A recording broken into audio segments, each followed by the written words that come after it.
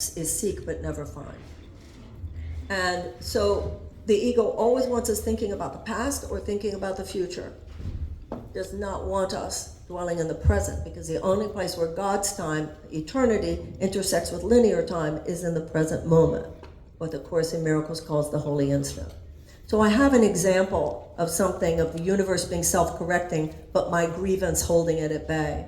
That happened in my own life. I don't know what it says. It's so many of the stories in this book are where I got it wrong. But sometimes you learn from getting it wrong, at least as much as you learn from having gotten it right. It was many years ago, and there was a magazine, and it was a well-known magazine, and it was a famous editor. And he wrote an article. This was long before it had anything to do with politics, this was just even in the spiritual. And he made some snarky comment about the Course in Miracles or something disparaging to me, okay? And I was miffed by it, okay? Now, the Course is a course in forgiveness. Only love is real, Marianne, let it go. But I knew that intellectually, but I wasn't there. Not that long afterwards, I got a call asking if his wife, who was a famous writer, could have lunch with me. Now, I made a mistake so stupid, you're gonna go, how could you be so stupid? I know. I went into the lunch, and I immediately started talking about what her husband had done to me. Okay? She looked a little horrified. I found out later he had cancer. She was hoping I might help. So look at what the universe now, you want the universe corrected, a man who didn't realize who I am? I don't know how it could have been, but because I was bringing what the Course in Miracles calls shadow figures from the past, I didn't let the universe start again. The universe was ready. The universe is always ready to start again. There's one other story I'd like to tell. May I? Sure. About your I mind. think I'm supposed to say yes, according to all these people Well, no, here. if I'm talking too much, you have to tell me that too. That's cool too. It's always a change on our own mind. Many years ago, and I know it was many years ago because I was wearing acrylic fingernails, and they're part of this story. So I think it was the 1980s. And there was a woman who used to come to my Course in Miracles lectures, and I would go to her house, every 2 weeks or whatever, and she would do my acrylic fingernails.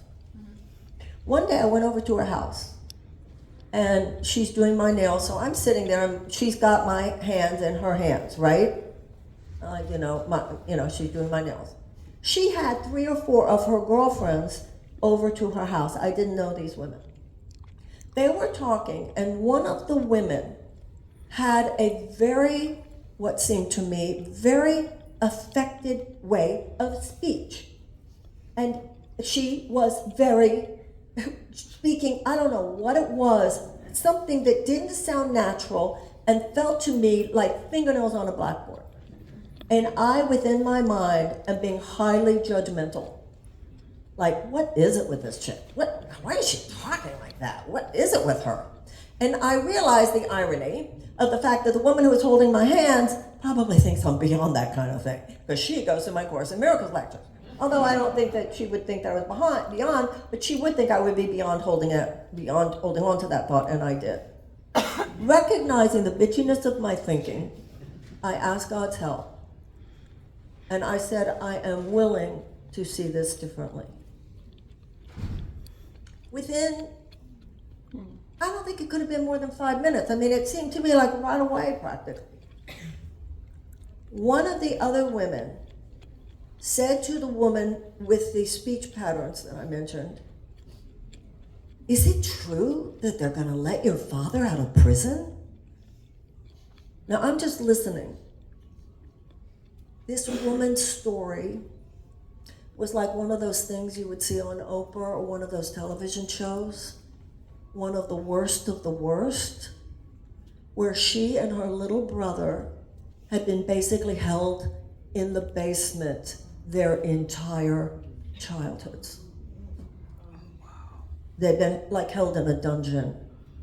She was about 18 years old when someone found out and she was rescued. She didn't know how to talk. And the same voice, which 5 or 10 minutes before had just put me into such a judgment, I now had such admiration and such respect and such compassion, and I was so impressed by the efforts that she was making being 18 years old when she first learned how to talk. She hadn't changed. I changed. And of course, and that's what he says. Jesus says, I cannot come between cause and effect. God created cause and effect. God himself will not change his laws. But if you ask me, I will work with you on the level of cause. Your feelings are emerging from your thought, and your true thoughts are providing peace to you. And your untrue, i.e. unloving thoughts are not. If you ask my help, I will give it to you. I will present the song lyric, the thought, the friend, the teacher. I will give you whatever you need if you are willing and if you ask me. He says in the Course, you think you are going to understand someone well enough to decide whether or not they are worthy of your love. The Course in Miracles says, but I tell you, until you love them, you will not understand them. And I've had quite an experience on Twitter talking to Trump supporters. And if we don't, you want me to stop now? He's afraid where I might go. Not at all. Not at all, but I think that that's going to be some of the questions that are going to be in the room. And I do want to make sure that we have time for people that are in the room to ask their own questions. I just want to share, I find so many pieces of what you shared to be grace-filled, right? Like grace-filled. This idea of, for example, simply needing to be willing and open-hearted enough to allow a different perception to come in. The Course correct. That to me is what I use as a definition of grace, right? No matter how I show up or what is going on, there is something greater or bigger that is supporting me in seeing it differently, in making different choices, and in showing up in different ways. Now, I think all of us here, by the mere fact that we're here, there's a part in us that it is willing, right? That we are already willing to be open to a new way of being. The last question before we open it up to people, I love that just in the first couple of pages of your book, you talk about, and you mentioned it earlier, you say, the world that's declining is declining fast, while the world that's emerging is emerging a bit too slowly. Right now, we are in a frantic race for time. And so our work is to speed up what is emerging, or to allow it to emerge in a greater way. What are 3 concrete things that everybody here can do to support what is emerging from coming up, and doing so in the manner in which the world that we are living in is really calling for? So what are 3 concrete things that we can do? We're living in a very mean-spirited time. Everybody's in a bad mood. People are mean. People on the right are mean. People on the left are mean. Everybody's so self-righteous and arrogant and smug, and my way is right and your way is wrong. And if you don't agree with me, not only do you have to agree with me, you have to say it the way I think you ought to say it. And the language has to be right. And if not, you better shut up. I mean, what is going on? And in America, nobody owes it to you to agree with you. Nobody has a monopoly on this truth, on any truth. And, sometimes why are you angry at somebody? They have the audacity to disagree with you? Like you own truth? So I think the first thing we need to do is to recognize, as Einstein said, we will not solve the problems of the world from the level of thinking we were at when we created them. We've become the disunited states. And we're disunited in our own thinking. And it's on both sides of the political spectrum.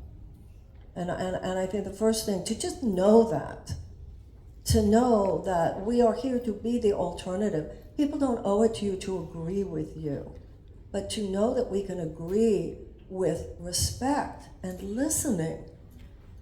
I think that's a real task for everybody right now. Come out of your silo. You're not the only one here. You're not the only race. You're not the only ethnicity. You're not the only sex. You're not the only sexuality. You're not the only religion. We all share this space, and we all own this country and this world. And at the deepest spiritual level, our ability to listen to one another. And I say it as someone who's run for president. My whole thing was shattered. I've seen the stereotypes that the people who disagree with you, they're those kind of people. No, they're not. The people who disagree with you probably are wonderful in many, many ways, and the people who agree with you might not be. So, we have to all be willing. The second thing I think is the cultivation of quiet. Nobody has any impulse control right now. And, you can have terrible results from that. A tweet, a text, a phone call, words that you wish you'd never said. To cultivate that quiet, and particularly in the morning. I don't know of any religious or spiritual path that doesn't emphasize the power of the morning, whatever your practice is. And number three, and I wonder if you agree with me about this one as a unity minister, I think the higher consciousness community has actually contributed to a very unfortunate infantilization. We have become so enamored of our wounds that we've taken something too far. It's not like it was the wrong thing. I wrote some of those books, but we took it too far. It's 3 days on the cross, not 10 days on the cross. And we have to heal our wounds, but there's a place where processing becomes spewing. And there's a place where feeling our feelings becomes indulging our feelings. We have a world to save. We have a country to save.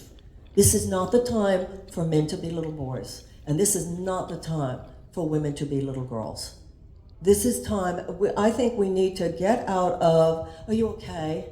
Tell me, are you okay? Is everything all right? Is everything all right? I mean, there are times when we go through things, and I'm not saying we don't want to be compassionate, but we've begun to see just the living. I mean, of course we're all traumatized. Life is a trauma on this planet.